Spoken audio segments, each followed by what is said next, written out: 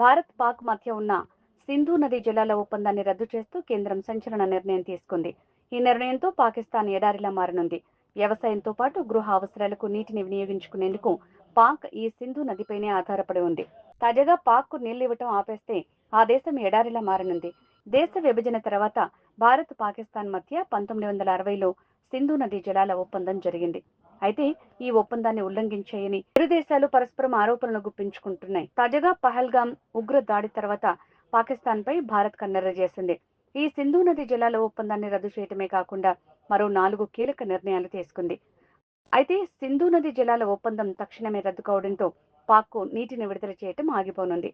అయితే టిబెట్ లో పుట్టే ఈ సింధు నది భారత్ గుండా ప్రవహించి పాకిస్తాన్ చేరుతుంది. పాకిస్తాన్లోని వ్యవసాయ రంగానికి కీలకంగా ఉండటమే కాకుండా ఆ దేశ జనాభాకు తాగునీటిని అందించడంలో కూడా ఈ సింధు నది ప్రముఖ పాత్ర పోషిస్తోంది.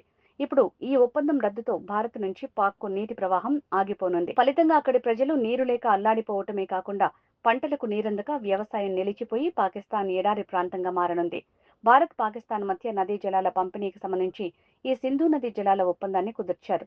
1960 సెప్టెంబర్ 19న కరాచీలో జరిగిన ఈ ఒప్పందంపై అప్పటి భారత ప్రధానమంత్రి పండిట్ జవహర్ లాల్ నెహ్రూ, పాకిస్తాన్ అధ్యక్షుడు ఆయుబ్ ఖాన్లు సంతకాలు చేశారు. దీని ప్రకారం సింధు నదిలో 20% నీటిని భారత్ దేశీయ అవసరాలకు ఉపయోగించుకునే వీలుంటుంది. ఈ క్రమంలో సింధు నదిలోని 80% నీటిని పాకిస్తాన్ ఉపయోగించుకోవచ్చని తెలిపింది. కానీ సింధు నది నీటిని వినియోగించుకోవటంలో రూల్స్ ను అతిక్రమించారంటూ భారత్ పాక్లు ఒకరిపై మరొకరు పరస్పరం ఆరోపణలు గుప్పించాయి.